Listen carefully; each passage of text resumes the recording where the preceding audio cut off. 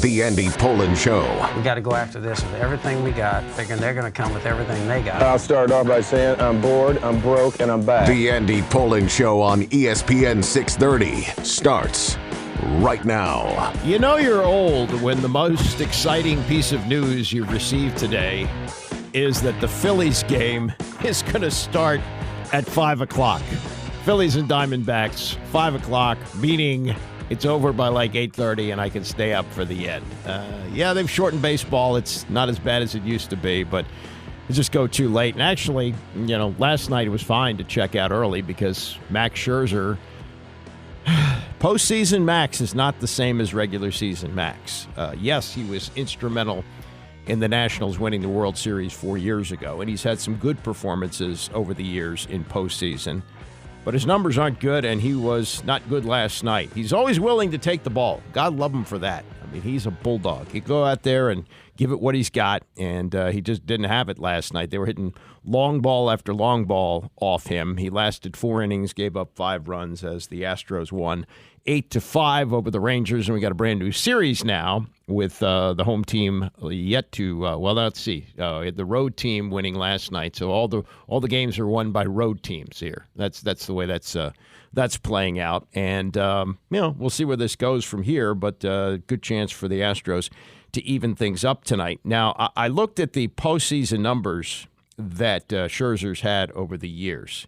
He's been in the postseason 10 years. He's pitched in 19 series over those 10 years. He's appeared in 28 games, 23 of them as a starter, 5 in relief. And his overall record is not anything to crow about. He's 7-8 with a 3.80 ERA. And the last 3 years brought on to teams that were looking to contend. He hasn't contributed much. Now, he did win the wild card game when the Dodgers advanced in 2021, but he was 0-1 in the NLDS.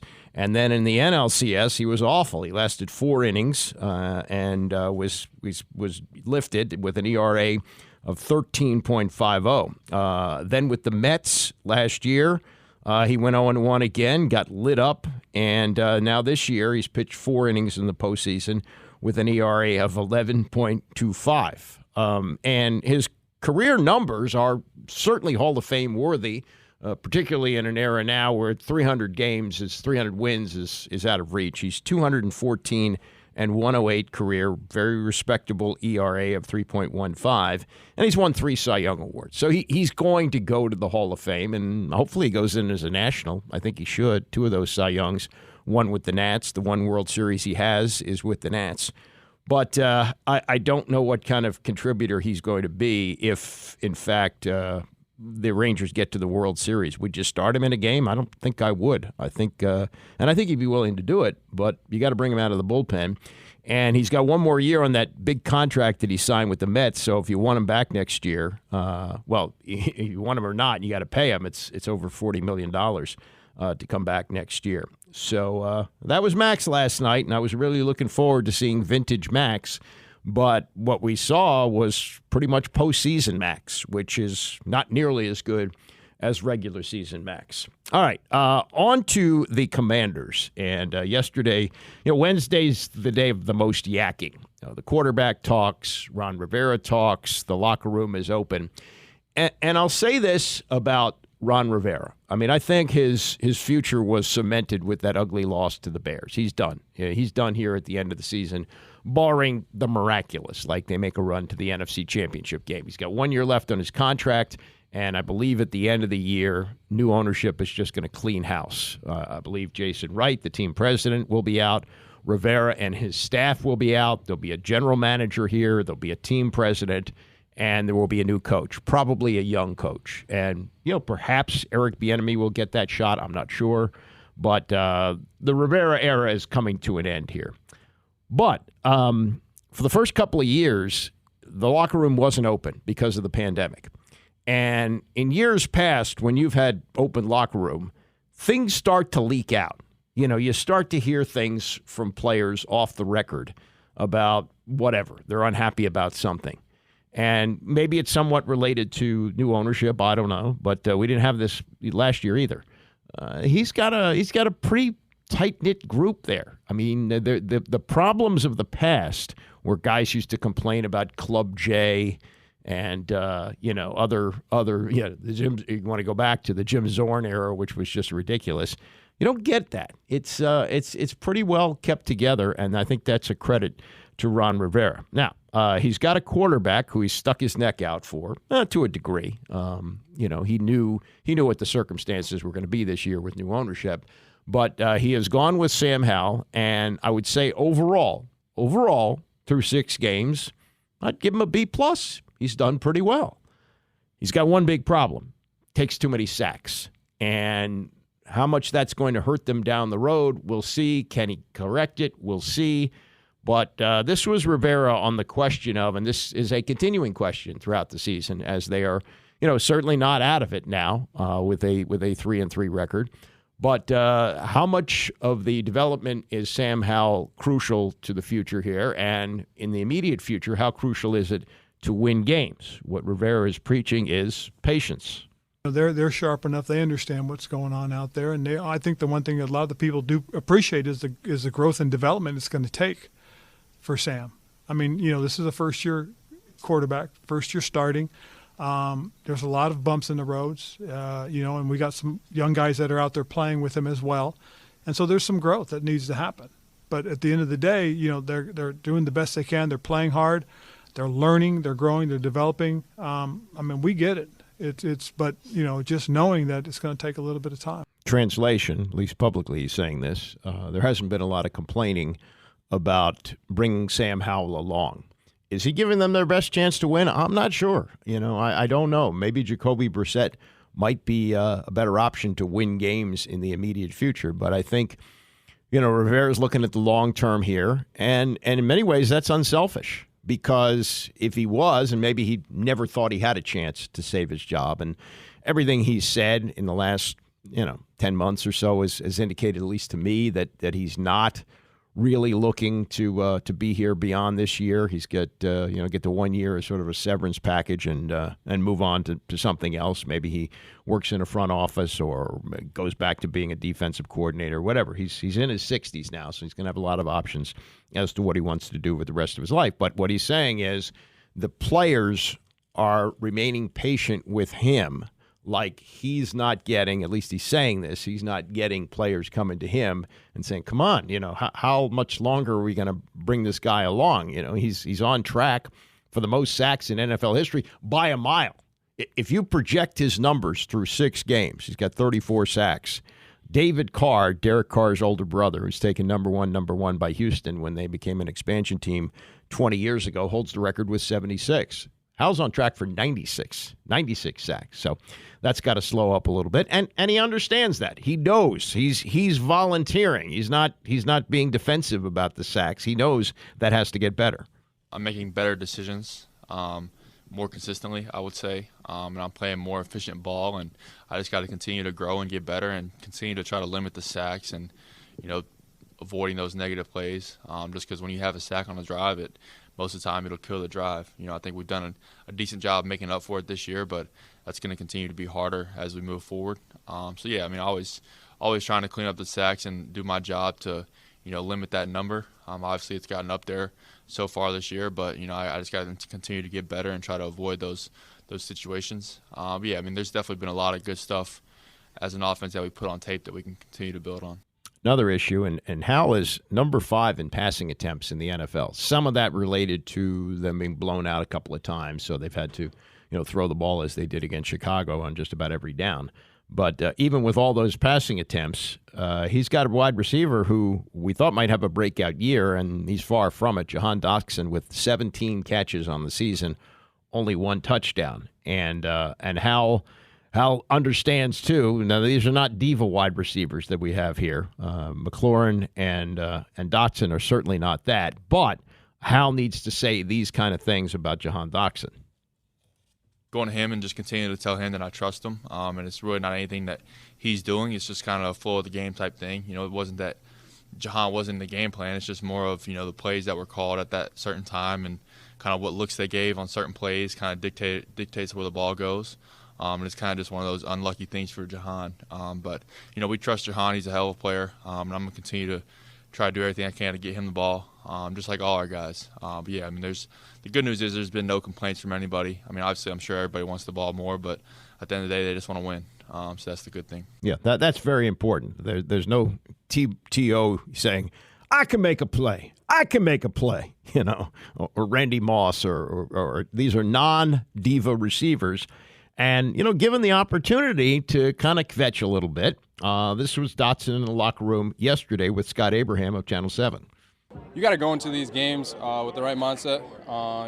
You can't just think about, how many targets you're going to get, how many catches you're going to get. At the end of the day, it's a team game.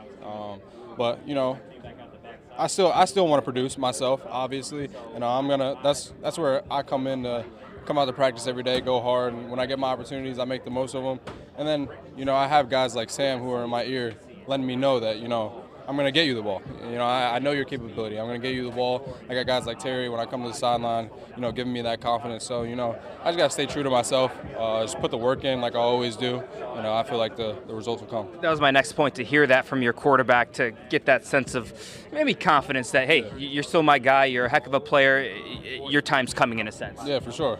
Sam came to me right after the game, literally walked to my locker, and we talked for a little bit. It was really good to hear that coming from your quarterback. That's the guy that you trust in, and knowing that he trusts in you to make those plays, that's all you need. You mentioned the positive reinforcement. How important is that to get as a young player growing in the NFL? I feel like not only being a young player, but anyone. You always want to get positive reinforcement because you can have doubts sometimes. Obviously, everyone does, but you have to look back and think why you're here.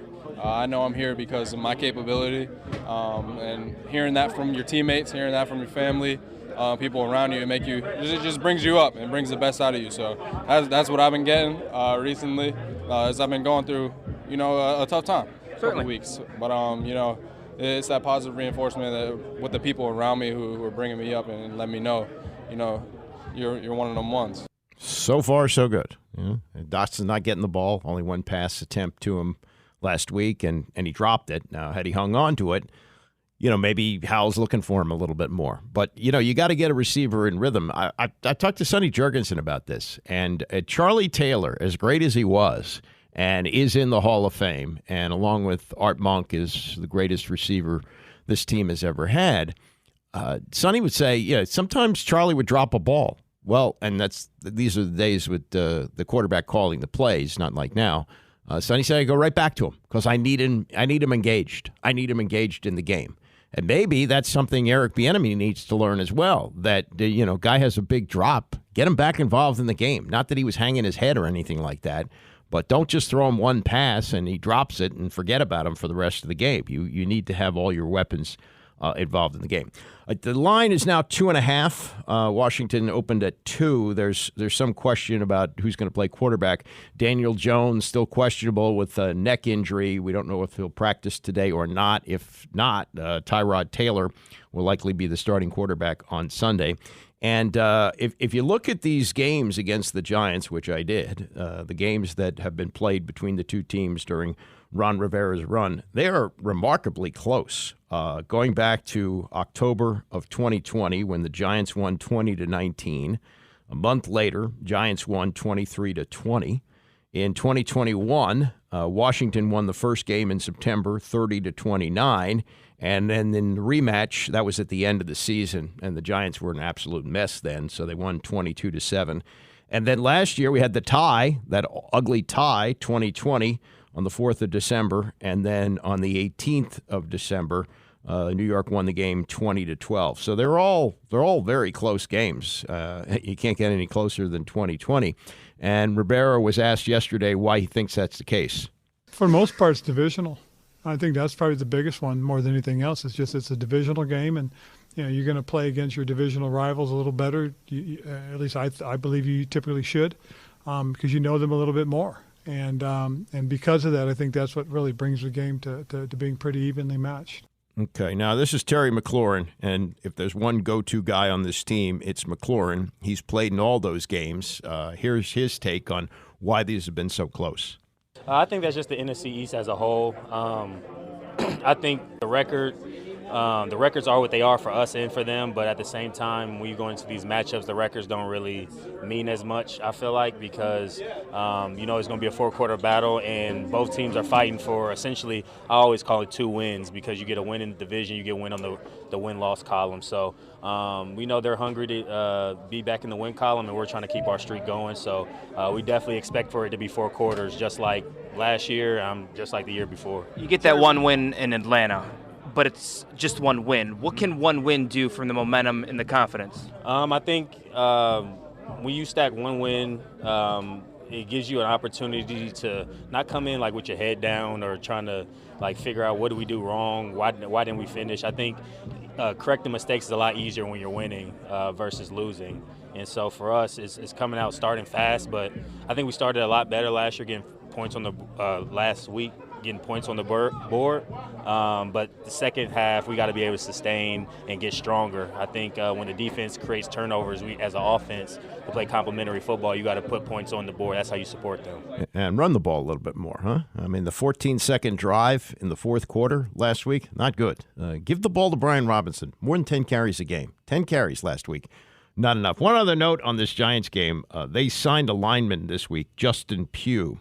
Signed a 1-year deal yesterday, and this is fine. But whether it's true or not, it's funny. He says the reason he signed with the Giants is because of Jerry Seinfeld. He said, honestly, this is all Jerry Seinfeld's fault. I was at a restaurant like 4 months ago over the summer, and my wife and I were sitting there with some friends, and across from us was Jerry Seinfeld. And I hear his voice, and it was the most quintessential New York moment of all time. I texted my agent, text the Giants, I want to come back. So if it really wasn't for Jerry Seinfeld, I don't know if I'd be here right now. He's the greatest. He's the GOAT. I don't think anybody would argue about that. Now, Pugh did allow a couple of sacks in playing last week, but the offensive line is kind of a mess right now, so maybe they could take advantage of that on Sunday. But, blame Jerry Seinfeld for Justin Pugh, and I'm sure if he stinks on Sunday, Giants fans will blame Jerry Seinfeld for Justin Pugh being with them and stinking. All right, Buckhantz is going to join me next. Also, we'll hear from Sam Howell in the next hour. And what about the Emmanuel Forbes situation? We'll look at that as well as we continue. It's the Andy Pollin Show, ESPN 630. So I have always been envious of Steve Buckhantz's ability to sleep late. Even when I was younger, I had a hard time sleeping in. But God bless Buck, stays up late and most of the time sleeps late. So when I was trying to get him on the show today, I tried to do it a little bit later on, and he shocked me by saying he has to go to an appointment at 10:30. So here you are up at 10 o'clock. How often do you see this hour on a regular basis? Only when I get up to go to the appointment, which is to play golf. And other than that, that's it, Andy. I thought so. Yep. I'm not big on getting up. Look, I've been doing it my whole adult life has been working late, and as you know, and then sleeping not that late. I mean, I'll go to bed if I go to bed before 2 o'clock, it's usually early in the morning, and I sleep till 10. So that's not that bad. But when I was in college, hell, I'd sleep till 12 or 1 o'clock. Yeah. Oh, I know. Look, and that's really the difference between television and radio. In television, you work at night, and radio, many times, I mean, they do have afternoon drive shows, but you work in the morning. So I'm geared to wake up early. And now that you know our sleeping habits, I think we can move on to other things. And just looking ahead to the Wizards, as they're going to start the season next week. And the 20 years that Buck did their games, there were a lot of years where they were really bad but didn't admit it. But now it seems they're willing to admit that they're bad and they're going to rebuild, which is probably something they should have done a long time ago, don't you think? Yeah, well, I mean, if you ask them, they're not going to admit that they're bad, but what they'll say is, and they may not even say they're rebuilding, but we all know they are. I mean, once you have gotten rid of Wall and Beal, which were the cornerstone of what Ernie Grunfeld tried to build around years ago. Now that they're gone, clearly they are rebuilding, and they have new general managers. And I mean, nobody that was there before is left. The longest tenured player on the team is Denny Avdia. So that tells you something. It's funny. I was watching them last night. They were in New York playing the Knicks. Now this is a preseason game, and yet the Knicks started all 5 of their starters. which I thought was interesting. Brunson played, Randall played, Barrett played. They all played. And, the Wizards didn't have Kuzma. He didn't play, and I don't think Avdia played. I don't know. But anyway, they beat him badly. The Wizards beat him bad. And guys that we may or may not have heard of, I've heard of them, but some folks may not have heard of them, were lighting it up. Like we've heard of Jordan Poole. He's supposed to be a really good player. We know he was at times with Golden State. He had 27 points in the first half. Yeah. And then this guy, Mike Muscala, who's been in the league a long time, is known as a three-point shooter.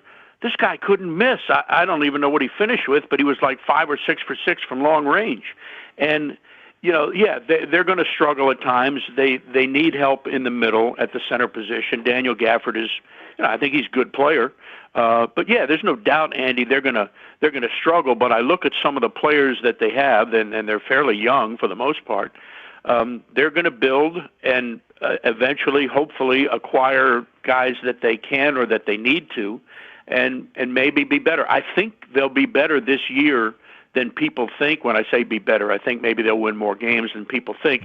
Sort of like the Nationals. We didn't think they would win 71 games. Yeah. I mean, nobody thought that. So are they going to be horrible? I don't think they're going to be horrible, but they're not going to be contending for anything. Can they slip into the playoffs? Maybe they can. You never know. But we just I hate to say we got to be patient, because we've been saying that for a few years now with all of our sports teams, except, the Caps and maybe the Nats when they won the World Series. But that's what we got to do around here. Yeah, I mean, the numbers, Poole had 41 points last night. It was crazy. He was 6 of 12 from 3. Muscala was 5 of 7 from 3. He had 20 points. But and Denny Advid did play, because I was talking to our producer Rex before the show. He watched the game, and he said there was at one point where Poole was jacking up a shot, and they got a glimpse of Advia, like, rolling his eyes, like, where am I? Well, if you watch Jordan Poole play, there's probably going to be a lot of nights like that for Denny Advia, don't you think?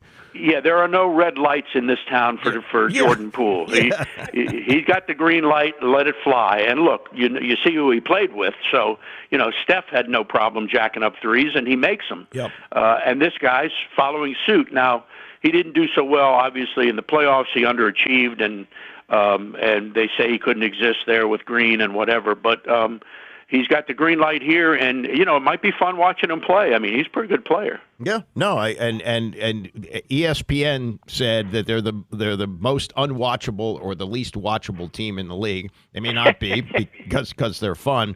And by the way, on the over/under for wins this year, you're talking about them, having a decent year. They're like 24.5. I mean, the number is really, really low. The expectations for this team, at least nationally. And can you bet on stuff like that? I'm guessing you can. I think you can now. I think that's okay. That's legal.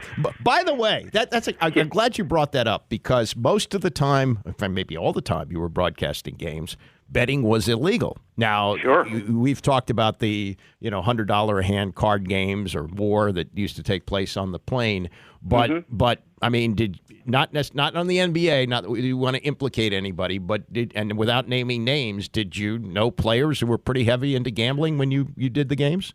Did not know any of them. Never saw any of them do it. Yeah. And I think I told you this before. I'm shocked, really shocked. And again, back in the day, like you say, it was completely illegal. Nobody thought about putting any kind of a team in Las Vegas. I mean, that was verboten. That was a no-no, man. You didn't associate any sport with anybody in Vegas because it was gambling. It was, you couldn't do it. And I'm shocked that nobody from Las Vegas in any of those sports books or whatever ever called or contacted me or Phil Chenier to say, look, I'll tell you what, we'll give you $10,000 or we'll give you $50,000. You give us a call 5 minutes before the game and just tell us what you've seen. Just tell us if you've seen anything. I'm stunned that never happened. Not that I would have done it, but, we saw stuff, Andy, that nobody else saw. I would walk into a locker room. I went in one time, and Gilbert Arenas was laying on the trainer's table, and his stomach was like, I can't play. He had food poisoning or something. Right. And nobody knew that, and that's huge. And we would see stuff like that a lot. And or again, way back in the day before the Tim Donaghy incident, we didn't know who the officials for the game were until they walked out on the court 10 minutes before. Now you can go online to NBA.com at 9 a.m. in the morning and see every official that's officiating every game. That's because of the transparency created by the Tim Donaghy incident in all sports, not just the NBA. Yeah. And I was stunned, and we could have told them, because I used to go into the officials' locker room to see my buddy Joe Forte and Scott Foster and all these other guys. So I knew way ahead of time, sometimes days before I knew who was refereeing the game. Yeah. So I was stunned, Andy, that they never called us to ask us. I'm glad they didn't, but you would have thought they'd have covered that base. Yeah, for sure. It's a funny story. I'm sure you've heard this, and maybe you even told this to me. But after they fired Eddie Jordan, I think they were 1-10, and Ed Tapscott took over. And I won't name the player, but there was a player who was performing poorly, and there was a conversation between Ed and either an assistant or a player, and Ed said something like, "I think he may be shaving points," and then he said, "Who'd bet on us?" That sounds like Tap to me. One of the great guys ever. Yeah, and very smart dude. Oh yeah. Those were like you said. We had some real challenging times, and we had some good times. The Gilbert years were great. I mean, they went to the playoffs 4 years in a row, and Eddie Jordan took them there, and then the John Wall. I keep thinking about the one game they had. One win away from the Eastern Conference Finals had they beaten Boston in Boston and taken that series. But, so they had some good times, but they just never achieved like we hoped they would. Yeah, that's true. We're talking to Steve Buckhantz, a longtime TV voice of the Wizards. By the way, you still you doing college games this year? Any games? Yeah, Good. I'm going to do some games down at James Madison starting. Actually, it'll be fun. Let me just take a look at this. It's starting, I want to say, November the 12th, and it's against Howard, which is cool. And that game will be on ESPN Plus. Like all of them are, and I'm doing a Howard game. I'm doing, I think Radford. I think Coppin State, who beat Madison last year, and then the big teams: Old Dominion, Appalachian State, Coastal Carolina. So it's always fun for me to go down there. And having mentioned that, Andy, I hope you give my alma mater some props. Yes. They are one of, I believe, 11 teams in the FBS, which is the main level, who are still undefeated. And they play tonight on ESPN against Marshall. It's a big game. The Dukes are 6-0, and if you look at the top 25, they just missed being in there. I think they received like 89 votes for the top 25. So their program down there is really it's really come a long way in the last decade or so, and their football team's pretty good. Last year, I can tell you that last year. Well, they beat Virginia this year on the road, which was a nice win. UVA's not good, but they beat them. And they're supposed to play Virginia Tech next year, but Tech asked if they could move the game back a year to 2025. So Madison said yes. They ended up getting an extra $300,000 out of them for that, but that's good. But last year, and Tech's better this year than they were last year. Last year, Tech and Virginia, they wanted nothing to do with James Madison, nothing at all. Yeah. And maybe this year too. I mean, the best team in the state could be Liberty. They're 7-0, but it's interesting. And so their football team's good, and I'm excited to watch them tonight on ESPN. Very good. So there's your unsolicited, unpaid promo from Steve Buckhantz for the alma mater. Let me get back. I wish I was doing the game. Yeah, I wish you were too. I might be more prone to watch. But let me get back to the NBA and load management. What they're going to attempt to do this year. And one of the things that they're going to have is this in-season tournament, mid-season tournament. I'm very skeptical of that. I can't imagine the players getting worked up to play in that. You get a nice little trophy for winning the mid-season tournament, but there's no ring. It doesn't, you don't. It's not the same. But I didn't realize this. Ben Golliver's got a story about it in the Post today. The winning players, all the winning players, will get $500,000. Yeah.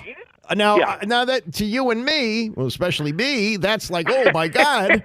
Especially me too. So these guys. I mean, is that enough to motivate them? Do you think? I think it is. I think when you have the contract that some of these guys do, like Kuzma, where you're making, where you're making, over $100 million. Listen, Andy, it's all relative. To you and me, that's a tremendous amount of money, $500,000. To those guys, again, it's all relative. It's a lot of money, and nobody wants to you would never want to lose it. But in terms of making it, I don't think it's a tremendous incentive for somebody like him. But somebody that's signing either a rookie contract or now look, the minimum in the NBA now is a lot of money. And the average salary is, I don't know, God, it's $6-7 million a year or more. But I think for some of these guys, it's an incentive. But again, I wrestle with this. I have for many, many years. What exactly motivates these guys? Once you get to that level, sure, money motivates you, and if you're a free agent, that's a different story altogether. But when you go out there, when you make the team and you become a pro and you go out there to play, then it's your responsibility to be motivated. You shouldn't have to be motivated by the money. You should be motivated by competitiveness and pride and all of that stuff. And I think that's true. I think these guys do that. Does it help that they make the money? I think back to that huddle when Joe Theismann was remember when he said that? And it's worth $80,000 to everybody. $70,000 and a big effing Yeah. ring. Yes, that was right. And actually, the backstory on that is that was after the strike was settled, and they doubled the money for winning the Super Bowl in a way to get a deal done with the players. So, that was $70,000. Most of these guys make that more per game now than Super Bowl for right. sure. And back then, A, that was a lot of money, and B, that was clearly it was an incentive, or Joe wouldn't have said that. Right. So I think to these guys, there's some incentive, and I think the losing team in the championship get $250 million. 250,000. Yeah. So there's some incentive, but again, I really believe that these guys, once they get out on the court, they're not thinking about the money per se. For them, it's a competition because they're professionals. They grew up, being competitive, and I really don't think that's in their head when they're out there on the court. So, it's nice, but who knows? Let me flip the other side of this is what the teams get fined if they do things like what happened last year where the Wizards shut down Bradley Beal at the end of the season, Portland shut down Damian Lillard. First time you do something like that, $100,000 for the first offense, I think teams wouldn't have a problem with that. $250,000 for the second, $1 million for each offense after that. $1 million per offense. Does that, if you're protecting maybe the best player in the league, you're going to pay that, or would teams blanch at that? Well, it depends. If you're a team that's in the hunt for like if you're a legitimate team that's a contender, then and you're a team like the Knicks or the Lakers or the teams that don't care about going over the salary cap or getting penalized or whatever, then maybe it's worth it to them. But it's clearly not worth it to teams like our team. I mean, I can tell you that Ted and his myriad of partners don't want to be losing money. That's not. They're not in the. They like going to the game and sitting courtside, but it's about making money. That's why they're there, and so they're not going to be happy about doing that. Now, I'm curious to know what the rules actually say. I mean, if you put a guy into the game for 2 minutes, does that count? I guess it does. What would stop you from doing that? And here's the other thing about these star guidelines. Player who makes 3 all-star teams. Well, even Bradley Beal wasn't making those, so I don't think he would have, qualified for that. And then you got, the big stars, LeBron James and Curry and Durant and all those guys. They're now, because they're over 35, I guess they're making these rules specifically for them, that they have more leeway on that. But also, when you have a player and you're sitting them out for rest, I mean, you can find a little floating body in their knee or, I got a bad back. I mean, how do you prove this stuff? Yeah, how do you judge that? It's subjective, and how do you prove it right? That's a good question. I don't know how you do that. That's a really subjective thing. Who knows? I have no idea how they're going to regulate that. Yeah. Last thing, the Antetokounmpo and Lillard. Indication so far, this is a dream matchup between the two of them. You and I are old enough to remember Oscar Robertson joining Kareem Abdul-Jabbar.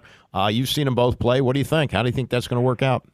Well, obviously they're both great players, and I think that could turn the tide because it's clear that Giannis couldn't do it by himself there. Mm-hmm. And to get a player like Lillard is huge.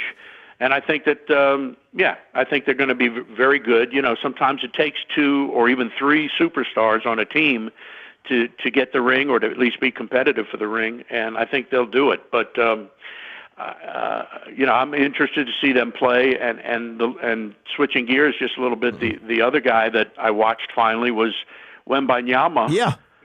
Who is just, I hesitate to call him a freak because I don't like the term, but I've never seen a guy that built like that, except maybe Manute Bol, who was a little taller than that. He was 7'7", but I've never seen a guy that's built like that can do what he does. It's astonishing to me. I've seen the highlight. I did not see the game. Do you know what he did last night against the Rockets? No. Okay, he's 7'4", as you say. He's dribbling down the court. He handles the ball, too. Yeah. And Reggie Bullock got in his way, and instead of stopping or going around him, he dribbled the ball through his legs, which they call nutmegging. And he went to the hoop. Yeah, I mean, every year you hear about, somebody who's freakish, and sometimes it works out. And the last guy, I guess, would be the Asian player. What's his name escaping me? Played for the Rockets. Come on, Yao Ming. Yeah. I mean, he was spectacular at times. He just couldn't stay healthy. So I thought you were going to say he jumped over him like a praying mantis. But I've seen him. There's a highlight I saw where he almost was at the foul line and dunked. And these looks on the players' faces are like, whoa, Yeah, but and like you say, when you see him go behind his back and then step back jumpers, and it's not just in the post play. I mean, this guy can do everything, and boy, it's going to be fun to watch him play. I mean, as challenged as San Antonio might have been before that, at least now people will be interested to watch. Yeah. And who knows what, maybe it'll save Popovich for another couple of years or whatever. Got a 5-year deal. He's like 75 years old. He just signed a 5-year deal. Yeah. Good for him. Good for him. I hope he stays healthy. Yeah. Yes, sir. So where are you playing today? Playing at Evergreen Country Club, thanks to my friend Ron Clatterbuck, who was my college roommate, and he belongs out there. And I've got my boy Tim Mazzetti going out with me. Oh, the kicker. Yeah, former kicker. The kicker, that's right, who lives here now, and we're best friends. And that's what we're doing. There's your phone reminding you, and your favorite people, the TV weather people, are telling you sunshine and 71. So hit it straight. Today's the day to play, Andy, for sure. You got it. Thanks, Buck. All right, buddy. Take care. That's Steve Buckhantz with a little bit of NBA yak there as we head into another season. Wednesday is the Wizards opener as they play at Indiana.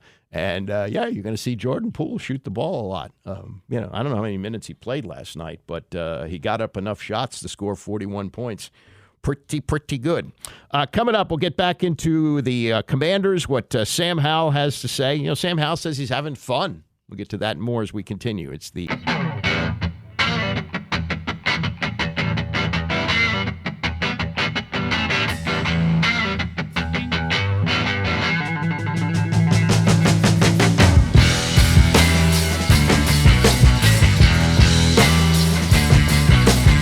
Rivera and Sam Howell on the sack situation. We'll get to some more thoughts from Rivera and Howell here in a moment. There's a couple of Kansas City Chiefs stories. One of them from the great quarterback, Patrick Mahomes, who is already, I think it's a little premature, to be honest with you. If I was advising him, I wouldn't be talking quite this way now. But maybe he was asked about it enough that he decided he would talk about it. But, he's watching Tom Brady invest in the Raiders, and he has made some investments in some other teams. He's got a piece of the Royals. He's got a Miami-based pickleball team.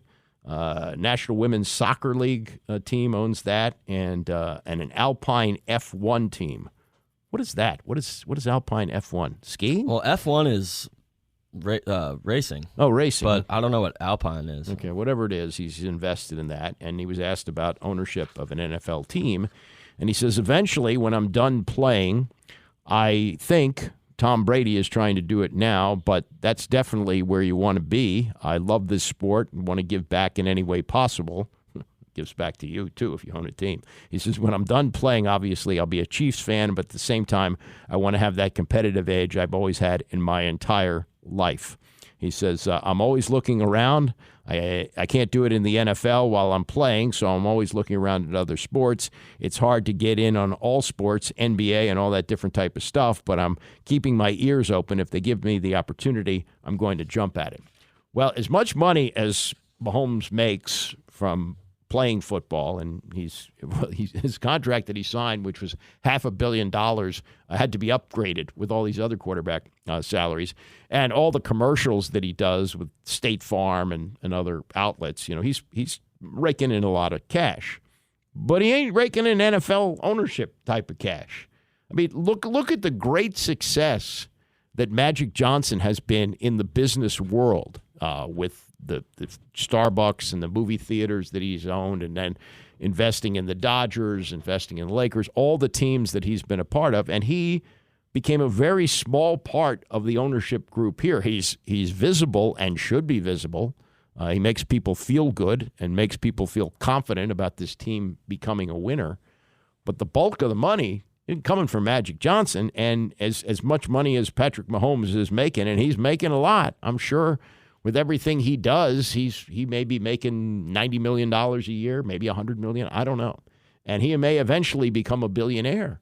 But with the way these teams are going with the prices, that doesn't get you a seat at the adult table. You're still sitting at the card table with the kids at Thanksgiving. That's just the way it is. As a matter of fact, at the owners' meetings, which are going on now in New York, where they announced the Roger Goodell extension yesterday, the owners voted to raise the NFL debt limit from $600 million to $700 million per team, and looking at and they took no action on Tom Brady, because Brady supposedly got a discount rate to buy in on the Raiders, less than market value. They don't like that. So, while Patrick Mahomes is dealing in millions, owning teams you have to now deal in billions for, I could see him down the road in a Magic Johnson type of role with a team where he invests, X number of millions. But the number is now starting with the letter B, not the letter M. And the other Kansas City Chiefs story comes from, and actually there's sort of a local tie-in here, Donovan McNabb is doing his Outkick the Coverage podcast. It's called The 5 Spot for the number that he wears. And Andy Reid went on it the other day. He was, of course, McNabb's coach in Philadelphia, and was asked, "Are you a Swiftie?" And Reid said, "Like you, I know her from Philadelphia. I think her dad is a big NFL fan, so I had met her when she was real young. And her dad, I joked about setting Travis Kelce up, but I'm just saying, I think that was a joke. I don't think he was thinking about that at the time. Is she from Philadelphia? Whatever. I guess maybe at some point he met her when she was a kid. She's not from Philly, is she? No? Taylor Swift? No, she's from like Texas or something. Yeah, I didn't think she. Anyway, they met along the way. Anyway, this is more from Reid. Quote, "She's a good girl. She's into, and we're glad she's here." I don't know what that means. She's into, and we're glad she's here. No, he's not glad she's here. Football coaches hate distractions. And while it hasn't necessarily cost them a game, they haven't been exactly a juggernaut lately. They did lose the opener to Detroit, but I think that's before all the Swift stuff started. Since it started, I think the Chiefs are undefeated. But more recently, as you know, they were spotted in New York. They made a little cameo on Saturday Night Live. And there was even reports of a secret makeout session in an SUV at the after party for Saturday Night Live. But let me tell you something. If it wasn't Travis Kelce, if it was like, a backup receiver or a special teamer, Andy Reid would be making a decision as to whether this guy should be on the team or not, because they hate this. There isn't an NFL coach alive who would welcome Taylor Swift to be a part of their whole big party. There's absolutely no way that Andy Reid is going home to his wife and say, yeah, it's really cool to having Taylor Swift hanging out with us. No, it's a distraction. And boy, the late George Allen would be going crazy about something like this. They don't like that. Bill Belichick, interesting how he would handle this. I mean, he's made a couple of jokes about it too, but he didn't have this situation. And Tom Brady, married a supermodel. I get that, but it didn't cause the sensation that this is causing. And I think Andy Reid is lying when he's telling Donovan McNabb that he likes it. Yeah, no, he doesn't. She's a good girl, I'm sure she is, and she's into, and we're glad she's here. You're not glad she's there. You're not, but it's Travis Kelce, and he's one of your best players, so you're not going to mess with that. Sam Howell. Hey, listen to Sam Howell. Now, Sam Howell, I watch all of his news conferences. He looks like the kid who gets called into the principal's office. He answers all the questions. You never see him smile. Never smiles. And even when they've had big wins, he's not exactly joyful. He's cooperative, and he doesn't seem to dislike being there. But there's no real sense of, hey, look at me. I was a fifth-round draft pick a year ago. I played one game in the 2022 season, and now I'm the starting quarterback for a team that's okay. We're not an embarrassment here, and we got new ownership, and people are really feeling good about this football team now. But asked yesterday if he's having fun. Hal said this. Oh, yeah, I'm always having fun, and I always you would never really see it on my face, but I really enjoy what I do, and I'm living my dream.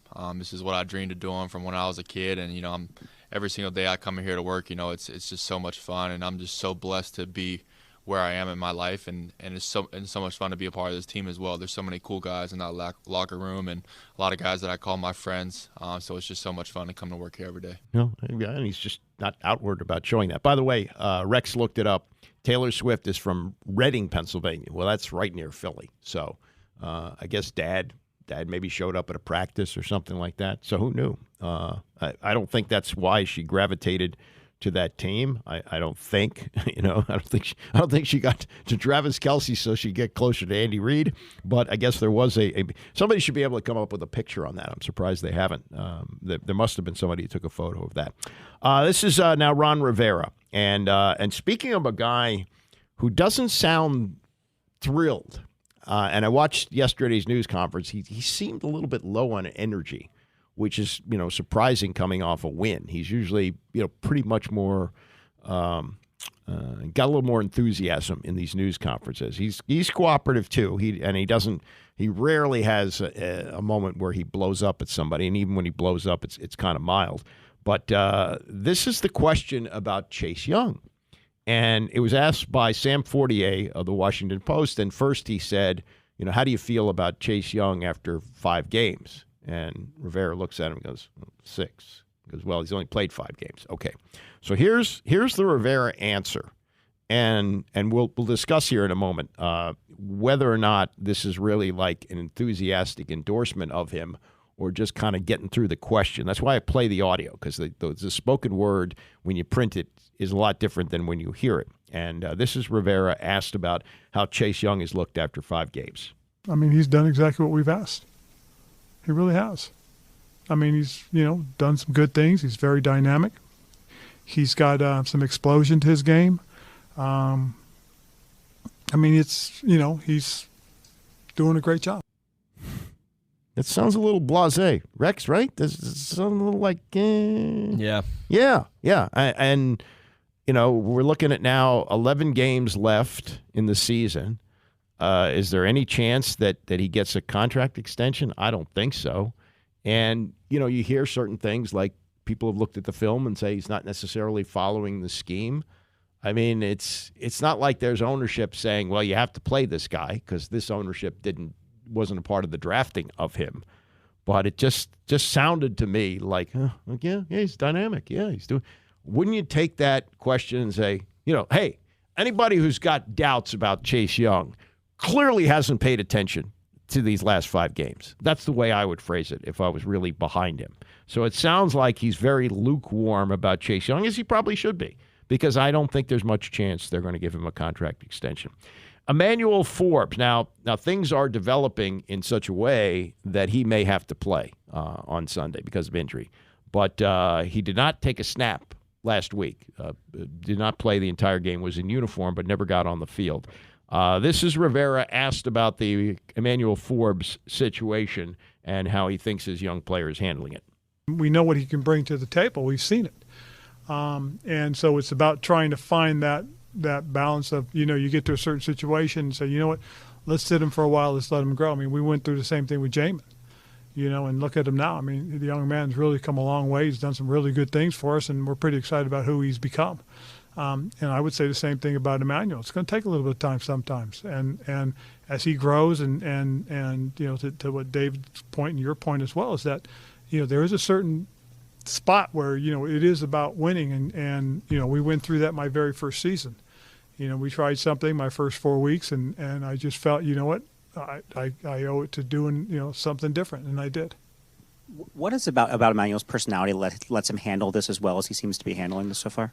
He's a natural corner. I mean, he understands and gets, that you have to be ready to move on to the next thing. And in the meantime, you just do the best you can and get yourself ready to go.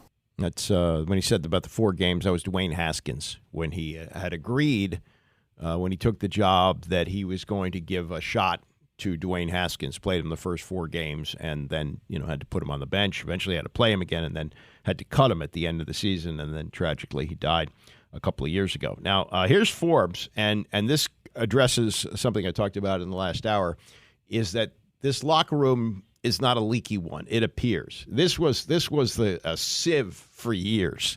And some of it may have been spackled over those 2 years of COVID because reporters were not allowed in the locker room. But when you had open locker rooms in the past, boy, players would pull reporters aside or you pry a little bit and you heard about all kinds of discord and problems that were going on, and Club J didn't work out the team hard enough and things like that. This is Forbes asked about this. He's been stand up all the way and once again being stand up about his situation.